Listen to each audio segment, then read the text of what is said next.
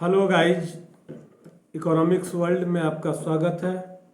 मैं हूं doctor Rajiv, assistant professor department of economics, Deoghar college Deoghar. दोस्तों, आज हम डिस्कस करेंगे कंज्यूमर्स इक्विलिब्रियम पर। क्या है उपभोक्ता संतुलन? वह कौन सी अवस्था है जब उपभोक्ता संतुलन की अवस्था में आ जाता है या संतुष्टि के बिंदु पर होता है? पूरी दुनिया उपभोक्ता है, चाहे वह कुछ अर्न कर रहा हो या नहीं कर रहा हो। हम कुछ कमाते हों या नहीं कमाते हों, लेकिन कोई न कोई वस्तु का उपभोग जरूर करते हैं। तो वे सारे लोग जो किसी न किसी वस्तु का उपभोग करते हैं, वे सभी उपभोक्ता हैं। तो आज हम सब लोग यही समझेंगे कि उपभोक्ता का संतुलन क्या है, उपभोक्ता का संतुलन बिंदु क्या है, संतुलन की शर्तें क्या है, संतुलन की मान्यताएं क्या है। दोस्तों, उपयोगिता का अर्थ है किसी वस्तु या सेवा द्वारा किसी आवश्यकता को संतुष्ट करना,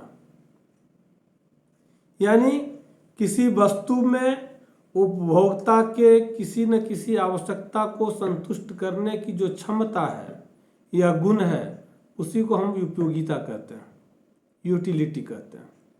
अर्थशास्त्र में उपयोगिता उस गणितीय स्कोर के रूप में व्यक्त होती है जो एक उपभोक्ता को वस्तुओं एवं सेवाओं के समूह से प्राप्त होती है। जैसे आप उदाहरण के लिए मान लीजिए कि दो पुस्तकें खरीदने से प्राप्त संतुष्टि यदि एक कमीज खरीदने से, एक शर्ट खरीदने से, एक जींस खरीदने से प्राप्त संतुष्टि से अधिक है, तो हम कहेंगे कि पुस्तकें एक उपभोक्ता को अधिक उपयोगिता प्रदान करती है। यानी कोई उपभोक्ता उन वस्तुओं को और सेवाओं को क्रय करना चाहता है जिससे उसे अधिकतम संतुष्टि की प्राप्ति होती है या वह उसके लिए अधिक उपयोगी होता है। उपयोगिता का मापन इसलिए कठिन है क्योंकि यह मनोवैज्ञानिक तथ्यों पर आधारित है। हम किसी वस्तु या सेवा का उपभोग करके संतुष्ट होते हैं या नहीं होते हैं, ये मनोवैज्ञानिक स्थिति कहलाती है, ये मनोवैज्ञानिक अवस्था है कि हम संतुष्टि के बिंदु पर पहुँचे या नहीं पहुँचे, हमको कितनी उपयोगिता मिली, हम सेटिस्फैक्शन पॉइंट पर पहुँच रहे हैं या नहीं पहुँच पा रहे हैं। एक वस्तु का उपभोग करने पर एक व्यक्ति को प्राप्त उपयोगिता उसी वस्तु को जब दूसरे व्यक्ति द्वारा प्राप्त उपभोग किया जाता है, जब दूसरे व्यक्ति द्वारा कंज्यूम किया जाता है, तो उपभोग करने से प्राप्त उपयोगिता अलग अलग हो जाती है। वस्तुएं सिमिलर हैं, वस्तुएं समान हैं, वस्तुएं एक हैं, लेकिन अलग अलग उपभोक्ता द्वारा उपभोग करने से उसकी उपयोगिता अलग अलग हो जाती है। यानी किसी वस्तु में उपयोगिता है या नहीं है, ये हमारी आवश्यकता पर निर्भर करती है या आवश्यकता की तीव्रता पर निर्भर करती है कि एक्स कमोडिटी, एक्स गुड्स मेरे लिए आवश्यक है या नहीं है, या एक्स कमोडिटी का, एक्स गुड्स का हमको वांट्स है, नीड्स है या नहीं है। इस पर डिपेंड करता है कि उसकी यूटिलिटी कितनी होगी, वह उपयोगी होगा या नहीं होगा। क्योंकि एक ही वस्तुएं अलग अलग उपभोक्ताओं द्वारा जब उपभोग किया जाता है तो उसी वस्तु से मिलने वाली उपयोगिता अलग अलग हो जाती है। अतः किसी वस्तु की उपयोगिता एक व्यक्ति से दूसरे व्यक्ति, एक स्थान से दूसरे स्थान, एक समय से दूसरे समय में भिन्न होती है। ये ध्यान देने वाली बात है। किसी भी वस्तु की उपयोगिता एक व्यक्ति से जैसे दूसरा व्यक्ति में जाएगा, उसकी उपयोगिता अलग हो जाएगी। स्थान, एक स्थान से दूसरे स्थान जाते ही उसकी उपयोगिता अलग हो जाएगी। एक समय से दूसरे समय में जाने से फिर उसकी उपयोगिता भिन्न हो जाएगी।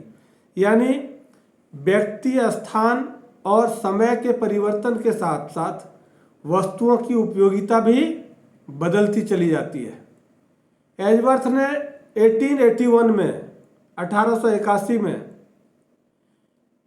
एंटोनेली ने 1886 में और इरविंग फिशर ने 1892 में बताया कि उपयोगिता को मापा जा सकता है, उपयोगिता को, यूटिलिटी को मेजरमेंट किया जा सकता है और उपयोगिता विभिन्न वस्तुओं के की उपभोग की गई मात्रा पर निर्भर करती है।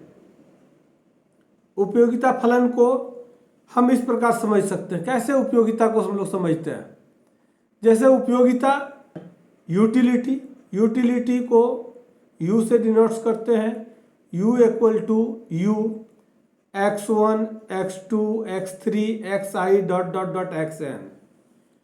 x1 से लेकर के x3 xi dot dot dot xn मतलब यह है कि हर एक उपभोक्ता के किसी वस्तु के उपभोग करने की क्षमता अलग अलग होती है और यह उसके व्यक्तिगत स्थिति, अवस्था और क्षमता पर निर्भर करती है। यहाँ पर xi बराबर क्या है? i बराबर वस्तु की मात्रा है। i बराबर वस्तु की मात्रा है। जैसे आप ऐसे देख सकते हैं, ये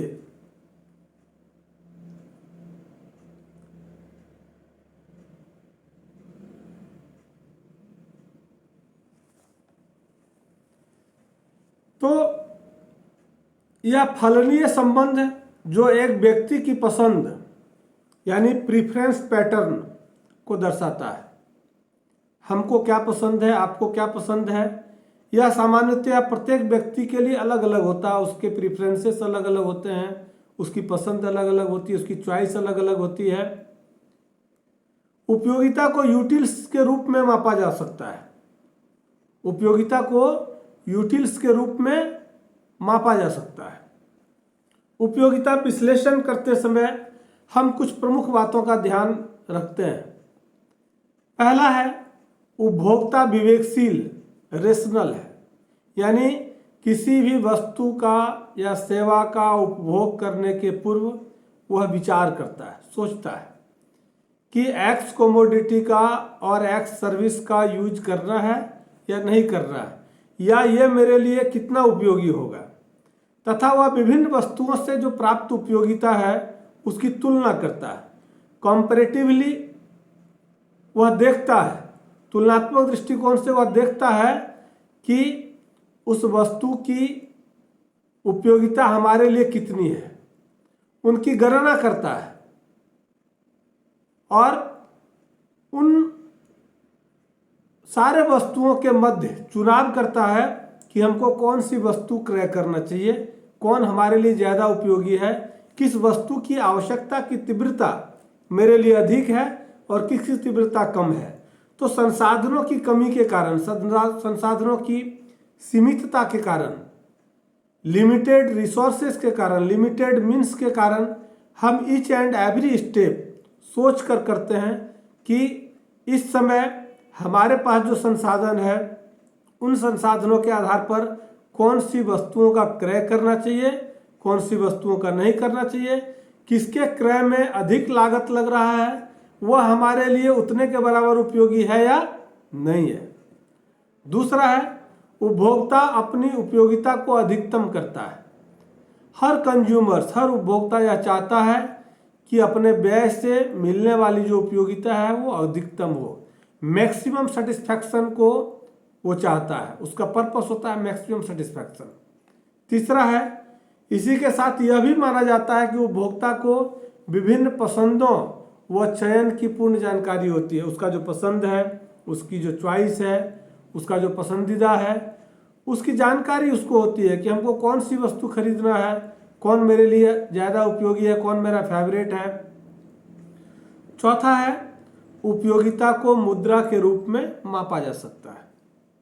हम किसी एक्स वाई कमोडिटी और सर्विसेज के लिए, वस्तु या सेवा को प्राप्त करने के लिए जितने के बराबर मुद्रा का त्याग करते हैं, वह वस्तु हमारे लिए उतनी उपयोगी या उपयोगिता वाली वस्तु होती है। उसी के अकॉर्डिंग टू यूटिलिटी हम एक्सपेंस करते हैं किसी एक्स वाई जेड कमोडिटी पर। पांचवा है, मुद्रा की सीमांत उपयोगिता स्थिर मानी जाती है। उसका जो मार्जिनल यूटिलिटी है वो फिक्स्ड है, कांस्टेंट माना जाता है। एक उपयोगिता को उपभोग करने से पूर्व किसी भी वस्तु की उपयोगिता हो सकती है, किंतु संतुष्टि तो वस्तु के उपभोग करने पर ही प्राप्त होती है। ध्यान दीजिए, उपयोगिता वस्तु में मौजूद वह गुण है या उपयोगिता वह गुण है जो हमेशा वस्तुओं में मौजूद होती है, चाहे हम उपभोग करें या नहीं करें। मेरे उपभोग करने के पूर्व भी उसमें उपयोगिता थी, ऐसा नहीं है कि हम उपभोग किए तब उसमें उपयोगिता आई। उपयोगिता वस्तु का वह गुण है जो उपभोग करने के पूर्व भी उस वस्तु में मौजूद होता है। लेकिन संतुष्टि क्या है? संतुष्टि किसी वस्तु का उपभोग करने के बाद जो अनुभूति होती है, जो मनोवैज्ञानिक एहसास होता है, जो अनुभूति होती है, उसको हम संतुष्टि कहते हैं। उपयोगिता को आशातीत एक्सपेक्टेड और संतुष्टि को प्राप्त रियलाइज्ड उपयोगिता कहा जा सकता है। गौर करने वाली बात क्या है? उपयोगिता को आशातीत मतलब एक्सपेक्टेड और संतुष्टि को प्राप्त यानी रियलाइज्ड उपयोगिता कहा जा सकता है। सॉरी। उपयोगिता को यूटिलिटी के द्वारा मापा जा सकता है, किंतु संतुष्टि अमापनीय है, यानी संतुष्टि को आप माप नहीं सकते हैं। यूटिलिटी को तो आप माप सकते हैं, बट सेटिस्फैक्शन का कोई मेजरमेंट नहीं है, क्योंकि वह मनोवैज्ञानिक आधार पर महसूस किया जाता है, इसलिए वह अमापनीय अनमेजरेबल है। उपयोगिता विश्लेषण में यह दोनों शब्द एक दूसरे का पर्यायवाची माना गया है। किसी दिए हुए समय में एक वस्तु की विभिन्न इकाइयों के उपभोग से जो कुल संतुष्टि प्राप्त होती है उसे कुल उपयोगिता कहा जाता है। किसी दिए हुए समय में एक वस्तु की विभिन्न इकाइयों के उपभोग से जो कुल संतुष्टि की प्राप्ति होती है उसे कुल उपयोगिता कहा जाता है। माना एक उपभोक्ता एक केले का उपभोग करता है और उसे उसके उपभोग से 30 यूटिल्स उपयोगिता प्राप्त होती है, तथा उसी समय दूसरे केले का उपभोग करने से उसे 22 यूटिल्स उपयोगिता प्राप्त होती है, जो पहली जो इकाई से प्राप्त यूटिल्स था उससे कम है, यानी पहली इकाई के उपभोग से कम है। अतः 2 केले के उपभोग से कुल उपयोगिता कितना हुआ?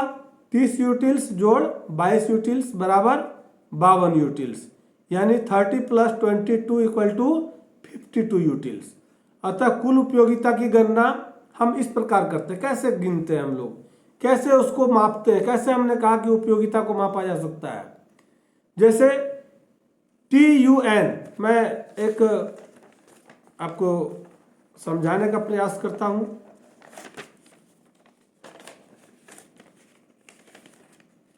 आप ये देखिए, TUN = U1 + U2 ... + UN। यहाँ TUN बराबर क्या है? किसी वस्तु की n इकाई से प्राप्त कुल उपयोगिता। U1 वस्तु की प्रथम इकाई से प्राप्त उपयोगिता है, U2 वस्तु की द्वितीय इकाई से प्राप्त उपयोगिता है, UN वस्तु की n इकाई से प्राप्त उपयोगिता है। क्योंकि हम सब लोगों की उपभोग की जो क्षमता है वो अलग अलग होती है, तो जरूरी नहीं है कि सभी लोग समान उपभोग करें या सभी लोगों की उपयोगिता समान हो सकता है आप किसी वस्तु की 4 इकाई का उपयोग करते हैं, हम 6 इकाई का उपभोग करते हैं, इसलिए जितनी भी इकाइयों का हम उपभोग करते हैं तो UN बराबर वस्तु की n इकाई से प्राप्त जो उपयोगिता है उसको हम लोग UN कहते हैं। इस तरह वस्तु की इकाइयों के लगातार उपभोग से कुल उपयोगिता एक बिंदु तक, एक निश्चित बिंदु तक बढ़ती है। जब हम किसी वस्तु का लगातार उपभोग करते हैं तो एक निश्चित समय तक उसकी उपयोगिता बढ़ती है, लेकिन यह उपयोगिता प्रायः घटती हुई दर से फिर एक बिंदु पर अधिकतम हो जाती है। यानी जितनी भी इकाइयों का उपभोग करते हैं कुल उपयोगिता एक बिंदु तक बढ़ती है, प्रायः घटती हुई दर से बढ़ती है, फिर एक बिंदु के बाद अधिकतम हो जाती है, जिस बिंदु पर कुल उपयोगिता अधिकतम हो जाती है उसे अधिकतम संतोष का बिंदु या पॉइंट ऑफ सेटाइटी कहते हैं, या पॉइंट ऑफ सेचुरेशन पॉइंट कहते हैं, या ब्रेक इवन पॉइंट भी आप कह सकते हैं, जहां एक दूसरे को क्रॉस करता है।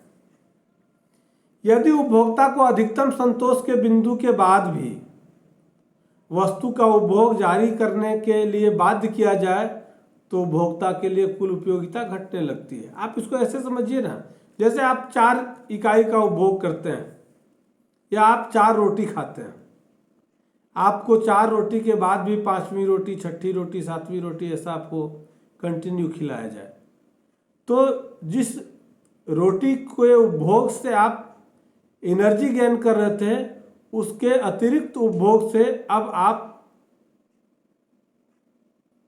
क्या हो रहा है प्रॉब्लम, प्रेशर बढ़ रहा है, मानसिक रूप से आप बोझिल हो रहे हैं। हो सकता है कि जो इधर से डाल रहे थे वो उधर से निकलना शुरू हो जाए, ये भी संभव है। यदि उपभोक्ता अधिकतम संतोष बिंदु के बाद भी उस वस्तु का उपभोग जारी करने के लिए बाध्य किया जाए उस उपभोक्ता को, तो उपभोक्ता के लिए कुल उपयोगिता घटने लगती है, यानी ह्रास होने लगता है, डिप्रिसिएशन होने लगता है। सीमांत उपयोगिता क्या है? किसी दिए हुए समय में उपभोक्ता द्वारा वस्तु की एक इकाई के उपभोग को बढ़ाने से या एक इकाई के उपभोग को घटा देने से, आइदर 1+ और 1-, टोटल में जो डिफरेंस आता है उसको हम लोग सीमांत उपयोगिता या मार्जिनल यूटिलिटी कहते हैं। यानी किसी दिए हुए समय में उपभोक्ता के द्वारा वस्तु की एक इकाई का उपभोग बढ़ाने से कुल उपयोगिता में आने वाला परिवर्तन सीमांत उपयोगिता कहलाता है, मार्जिनल यूटिलिटी कहलाता है। इसमें अन्य वस्तुओं के उपभोग को स्थिर मान लिया जाता है। सूत्र द्वारा इसको हम कैसे कह सकते हैं? सूत्र के आधार पर हम कह सकते हैं कि आप इसको समझिए, MUN = कुल उपयोगिता में परिवर्तन बटे उपभोग में परिवर्तन। सूत्र में क्या है? सूत्र में है MUN = ΔTU ΔQ। तो ΔTU क्या है? Change in total utility. ΔQ है change in total quantity. MU क्या है? Marginal utility. और N क्या है? Number of unit. जितनी इकाई का आप यूज करते हैं वो उस इकाई को बतलाता है। तो MUN बराबर हुआ nवीं इकाई की सीमांत उपयोगिता, TUN बराबर हुआ n इकाई की कुल उपयोगिता, क्योंकि टोटल यूटिलिटी, तो TUN, तो n बराबर क्या हुआ? TUN बराबर nवीं इकाई की कुल उपयोगिता, और TUN -1 मीन्स n-1 इकाई की कुल उपयोगिता। तो कुल में एक माइनस करने से या एक प्लस करने से जो परिवर्तन आता है उसको हम लोग सीमांत उपयोगिता या मार्जिनल यूटिलिटी कहते हैं। आई होप आपको ये वीडियो अच्छा लगेगा। जिस टॉपिक पर मैं आपसे बात कर रहा था अच्छा लगे तो आप सब्सक्राइब करेंगे, शेयर करेंगे। Thank you.